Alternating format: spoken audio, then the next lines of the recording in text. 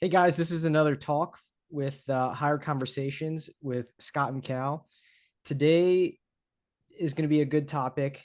We're going to talk about um, kind of this spark that we get whenever we go through our lives, something happens and we feel this disconnect with what's happening in our lives. We feel like there's got to be something more.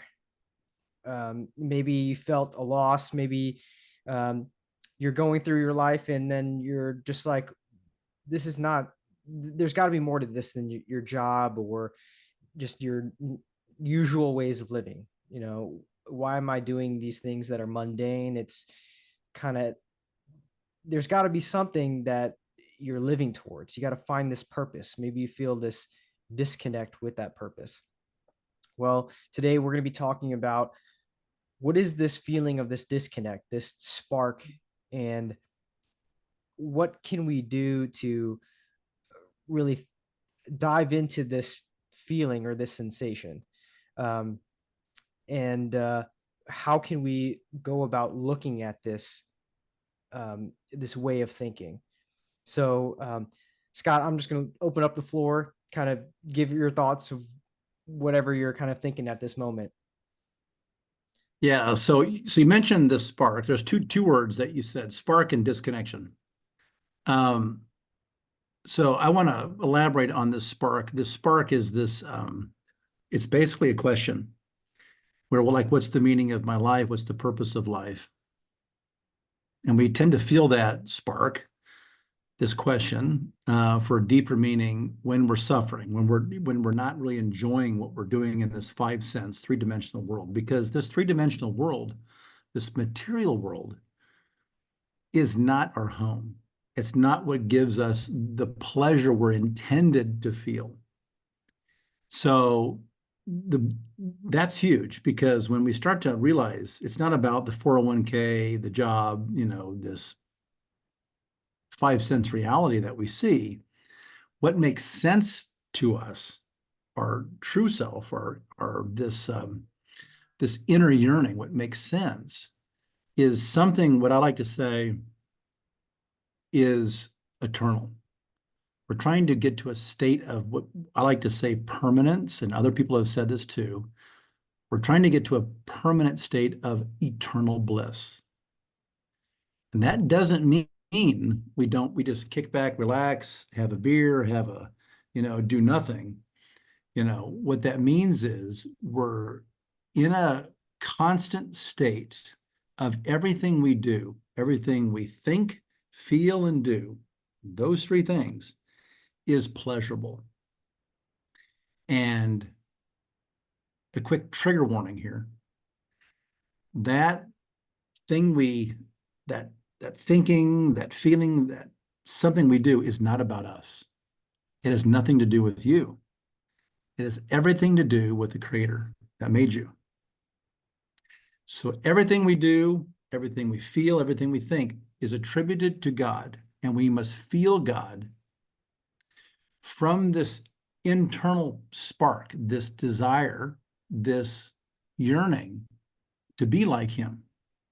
I think we can all say we've all wanted to be like somebody, whether it be Taylor Swift, your favorite sports, athlete, someone maybe in academics or business or whatever, a mentor. We want to be like that. That's true. But it's not about those people. At a higher level, it's about trying to become like the Creator. We want to do what He does. Think, feel, and do like He does. So how do we do that? That's the key. So we're trying to get to a state where we're pleasing Him, the Creator. So I'll leave it at that. Yes. So kind of like whenever you're feeling that spark in you, you're like, what is next? What is this feeling that I need to do more? What is my purpose? It's not about the egoistic side of like, oh, let me just pleasure myself. Let me um, eat all my cookies because that's what makes me happy, or Right. do the things or go out and party all the time. that's not what we're talking about of, you know, how to feel good, right? Right. Now it's about, because whenever you do all these things, you're, let's say, you know, the story flips, you're feeling good all of a sudden, you're just trying to find that coping mechanism, right? Mhm. And then you eventually that feeling of pleasure with those things just dies. You're like, you know, now I've eaten all the cake, right? Cake doesn't even taste good anymore. You know, I've made all this money. The money, like, that doesn't even matter more. Yep. What, there's still that emptiness inside, and you're like, now this is, there's something more to this. There's, Right. how do I need to be? And um that's the question to yourself, is like, how do I need to become to make this, to make my purpose? And so what we're trying to get to is, what is this spark, that Right. question. And Yeah. then now that question is, who do I need to be, or how do I need to be? And that is like being like the creator, the one that is all loving, that brings joy, that is, like you say, bestowal Bingo. and love, right? Right. So how do we get into this thought process now? How do we identify, you know, what is the creator even like? So how do we build that relationship? So to build that relationship, we have to find out who we are. In our last talk, we talked about what we're kind of not, which is this stimulus reaction mechanism. You know, every day we wake up, we have these negative thoughts or whatever, or self-pleasing thoughts and emotions, sensations, and then we do everything based on that, and that's not us. Um, so egoism is just, you know, an identity of falsity. It's a feeling of separation, and it's basically hell. In the deeper wisdoms, it's feeling like you're separated from everything else. That's hell. We're all in that state, and that's another kind of conversation. But when we realize we're in that state, we want to get out of it, and you can. So you need to have this desire, this yearning, like we talked about before, this on fire yearning to escape, to get into a higher state of pleasure, to be like, you know, the creator. So basically, when we start awakening, when we start realizing, for those who are watching here, when we want to get deeper into what it is to be awakened and to feel the creator and to get out of our egos, to feel the spark within us. We've talked about essence also in the past in our other conversations. Our essence, our spark, is who we truly are at birth, okay? And at birth, each of us is open and wanting to learn everything that we feel. If we can get to that state again, above our ego, above this reaction, stimuli reaction mechanism, doesn't matter when I'm feeling negative or whatever, or egoistic or whatever, I have a yearning to know more than what this world can give me. That is a beginning place of feeling your essence. It's that essence is a yearning to know more about who you are and how you can grow into being like the creator that created everything. So there's a step-by-step process that gets us there. So there's three processes. There's more particular ones, but three main processes that we can get to, or a method to get to feeling who we are, truly who we are. The biggest thing we need to do first is observe or isolate yourself from society. Doesn't mean like do less. You can still be who you are in this world, but internally observe who you or how your ego reacts to, or your false personality reacts to this world. Just observe it. And when we observe it, you start to see what you've been doing from birth to now is just reacting to everything happening to you. You might act in a nice way. You might act in a mean way. You might be a extrovert, an introvert. You might be more athletic. You might be more academic. So kind of like if you're driving and then someone cuts you off, you get angry, but you're now you got to think, you're like, why am I even angry? Like what is, Right. like, why is this happening? So Right. that Yeah. kind of state. Yes. That state, that mechanical state is not who you are. Observe that. When you observe that dispassionately, even everything that you feel, everything that you sense, when it hits you, observe your initial reaction. Would it be scared? Would it be overly confident or confident or, I mean, indifferent? I mean, it's like you hear someone dying, on the news, which happens every day. You're like, oh, at least it wasn't me. Okay, notice how you react to all those things. And notice how callous this machine, this ego is. And you go, wow, I don't like that. That observation is what you need to do. And that's like that's like an isolation feeling. You kind of like isolate from that. When you do that, you're separating from that. So when you isolate, observe who you are. Isolate means to like detach your consciousness. You're detaching your identity from this reaction mechanism stimuli that you are. When you detach from it, then you can separate from it. And then when you do that, when you start separating, you start sensing more forces, more thoughts, more emotions. We call those forces that enliven you. That's not based on your memory of your past or your present. It has nothing to do with that, because that memory is not who you are. And then when you start to feel these higher forces, you start to sense these higher forces as you separate from it and start to notice it, observe it. You start to say, wow, that's a spark. That is something inside of me grows. There's a fire that grows. I want to know what this is. What that is your soul awakening you to higher states of consciousness. And then that's the moment you need a teacher or a method to grow that, to expand that. Mm. So there is this concept of this carriage, horse, and driver.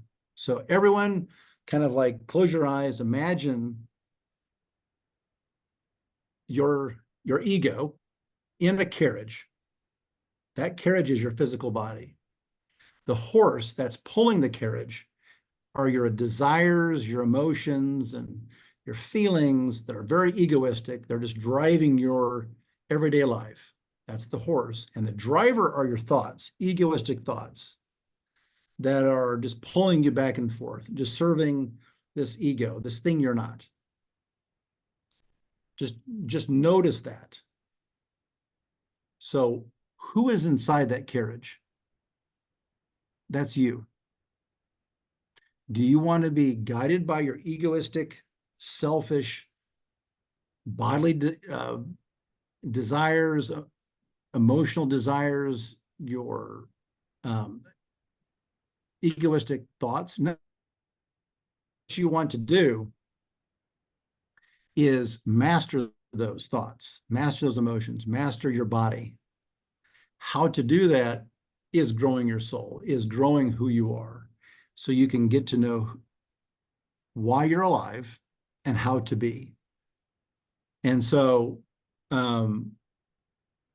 how to be is more about being for other people than being for yourself. So your thoughts, your feelings, your emotions, and your actions are about other people and not who you are, who you thought you were, but it's who you truly are, if that makes sense. Right. So if you're thinking about it in that carriage sense, the carriage is your body, the physical Mhm. body, and that carriage is being driven by a guy who's steering the horse. And Right. the guy Thoughts, your who's steering, egoistic yeah, thoughts. the guy who's steering your horse is that's steering the horse is your emotions, your desires, the egoistic ones. And then Yep. who you truly are, is just the man sitting in the carriage being pulled by all these things. So Right. you are the individual that's sitting in your body, but your ego is the one that's driving things. But Correct. you have no control over that, over where it goes until think about who you are. So that's one way of thinking about it.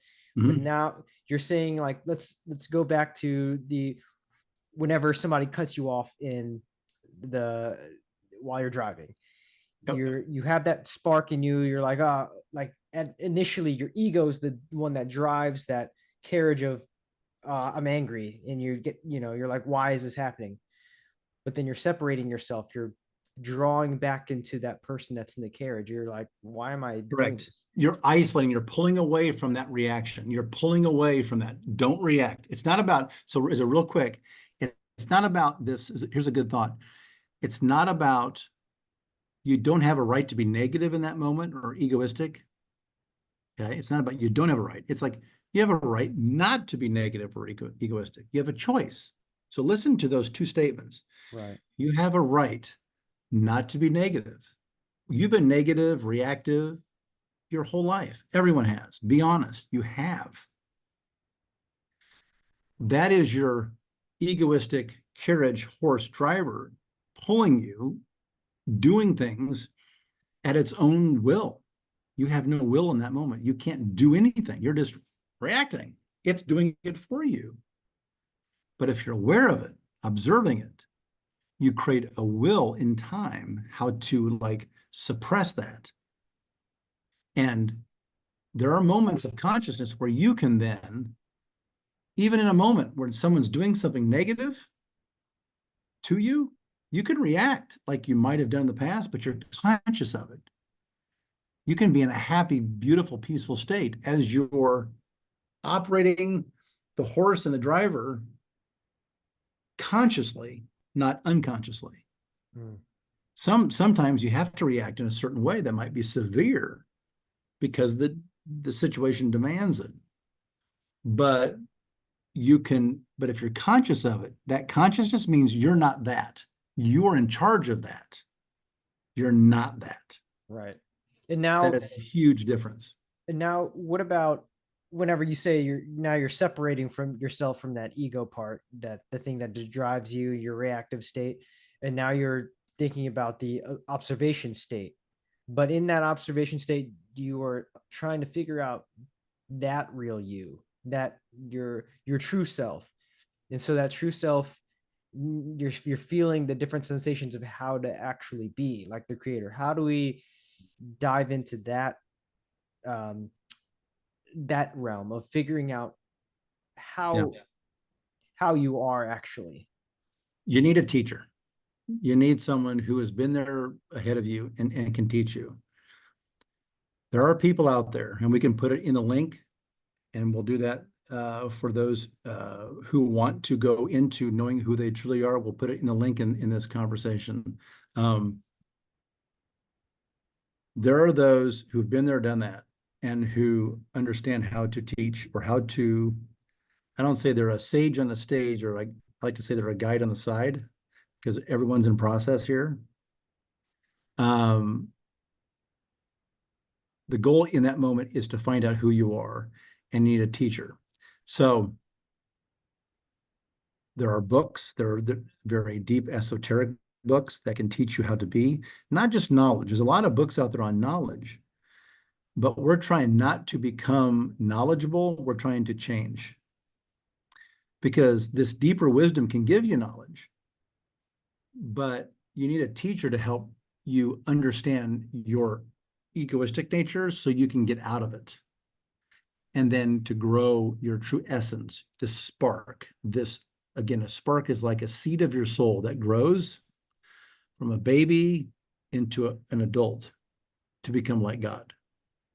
Because your goal is in everyday life, is to feel peace, love for everything, everything from the inanimate level, from rocks, from the basic level of life to the vegetative level, to the animal level, to the human level.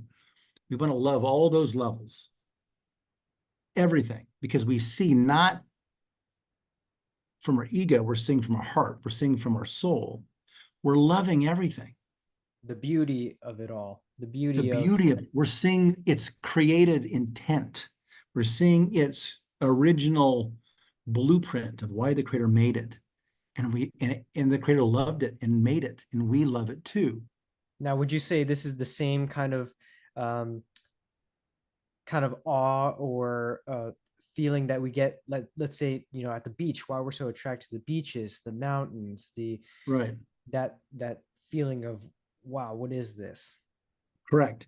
And we take that feeling of being at the beach in the mountains to your enemy, to someone you can't stand at work or at home or whatever. You see them for who they are, their created intent. You see their essence, why they were created. You see them as they are from who you are. And that's what teachers and books and esoteric work can give you. It opens your heart. When you open your heart, you don't notice the memory of them, being yelling at you the day before or whatever, or just being, whatever. You see them as they are. Because you've identified that, that's their ego, they're just acting out of the ego, and you are reacting in the ego as well. But if Correct. everybody gets to the state of understanding of who we are, and the love that who they are, who they truly are, that Right. is what we're trying to get to. You see their true self. You see who they are. The mystics, the deeper, teachers of this, those Jesus, Moses, these people of the past that we can obviously identify. They stumbled upon it. They saw it and they expressed it in the way that they could. And there is a wisdom that can help us understand that. It's a perennial. Perennial means there's a wisdom that's common in all these religions. We kind of talked about in the last Think Talk, but these teachers can help you understand who you are truly, distance yourself, isolate, which means self-observe yourself, and then notice you're the observer, and then separate from your reaction mechanism, your stimulus reaction mechanism, and then you start to self-remember. You remember as a memory of who you are. You remember who you truly are. That remembrance is your eternal self, this eternal pleasure, this state of eternal bliss. And that's an identity, that's an ego, a good ego identity that then acts properly according to, we like to say that in this wisdom, the laws of nature. You act according to these forces that stimulate your thoughts, your heart, your emotions, and your will, which is your physical drive, your will, your desire to be alive. You're acting from that. So there's more depth to that, but we're trying to get to this level of just being truly a loving, kind, compassionate person. That's what we're trying to do. So to recap everything from the beginning, where you have these thoughts or this spark within you, whatever happens in your life, you feel this loss, you feel, there's got to be something more to this. And then Yep. now you're thinking to yourself, now you got to observe this spark that's within you, everything that happens in your life. This didn't go the way that it did, why am I reacting this way? Or even, why did it go well? Yeah. And why am I feeling like this? Like, what is this thing within me? Then you realize there's separations, there's your ego reacting versus who you are. That spark within you is Right. the real you. You're trying to understand, okay, there's a separation between what I think is going on and what's happening in the world. The ego, right? The driver of the horse, or of Yep. the carriage, the Yep. steerer of the horse. You are the individual that's in the carriage being pulled by these things. Right. Now we Right. got to step into, okay, now that I feel that this is, that separation, who am I truly? And that is like being like the creator. And so as we're going through these episodes and, all these chats, everybody can join us within these talks to really dive deeper into it, because we're Mhm. still going through this process as well. It's not like Mhm. we already know what this is.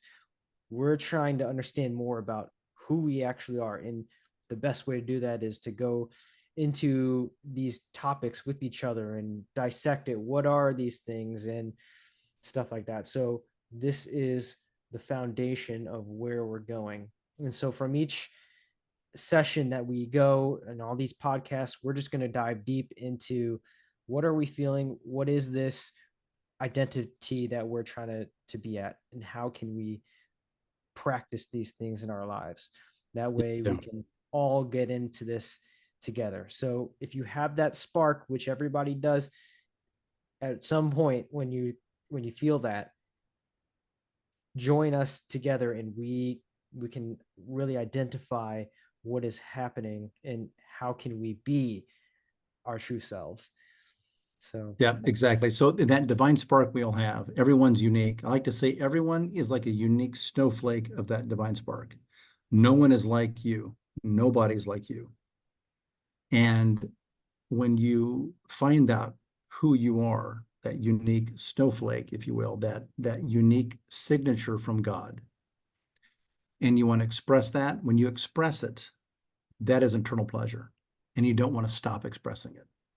It's a constant feeling of love for humanity, for God, and you just never end that expression because you're creating all the time from that expression, from that signature, that snowflake that is unique to you. And when we all do that together, everything harmonizes, everything becomes beautiful, everything makes sense.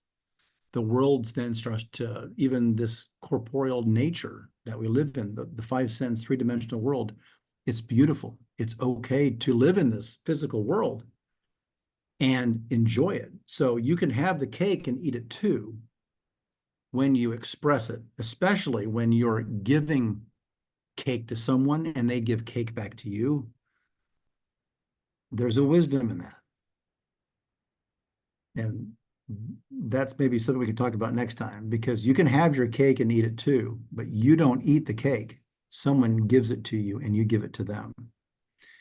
That is both of you expressing yourself, your true self, from your heart, from your mind, from that good state.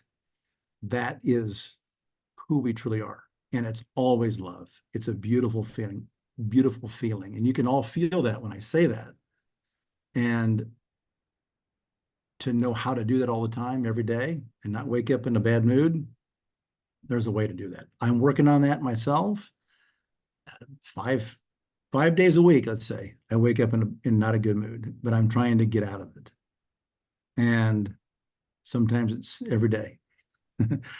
But as I get out of it, I start to realize this is where I want to be, and I got to hold on to that. And a teacher, books out there, we'll post it on the this chat.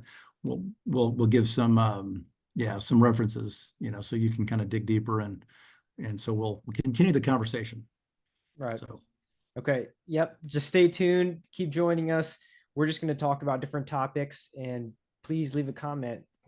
Give us ideas, give us your thoughts on the matter, and then we could chat about these things. So, Scott, thank you for joining me again, and everybody, stay tuned for the next one. you got it, man. Thank you. Thank you.